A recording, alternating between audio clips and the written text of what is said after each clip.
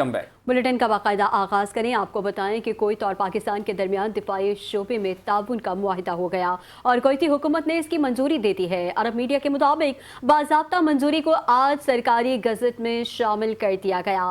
मंजूरी हुक्मनामा नंबर 73/2024 के तहत सरकारी गजट कुवैत अल-यौम में शाया हुआ है। मतन के मुताबिक दोनों ममालिक के क़वानीन और ज़वाबित और उनकी बैनुल अक़वामी जिम्मेदारियों के मुताबिक फ़ौजी तरबियत, तालीम और मुसल्लह अफ़वाज में ताउन के लिए फ्रेमवर्क कायम करना है। बाहमी इत्तेफाक से फ़ौजी तरबियत और तालीम, लॉजिस्टिक ताउन, फ़ौजी एहलकारों के तबादले का अहाता शामिल है। मुआहदे में तकनीकी माहिरीन, साइंसी और तकनीकी ताउन, मिलिट्री इंटेलिजेंस और दीगर शोबों का अहाता किया गया। मुआहदे पर अमल दरामद के लिए दोनों ममालिक एग्जीक्यूटिव प्रोटोकॉल और प्रोग्राम के जरिए सालाना मंसूबे तैयार करेंगे।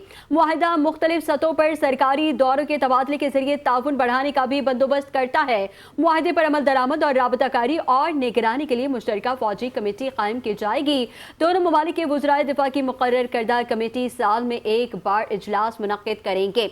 दोनों फरीकों के दरमियान तबादला शुदा खुफिया मालूमात के तहफ़्फ़ुज़ की दिफ़ात शामिल हैं। मुआहदे के मतन के मुताबिक क्लासिफाइड दस्तावेज़ात, मालूमात और मवाद दूसरे फरीक की तहरीरी इजाज़त के बगैर किसी तीसरे फरीक से शेयर नहीं की जा सकती।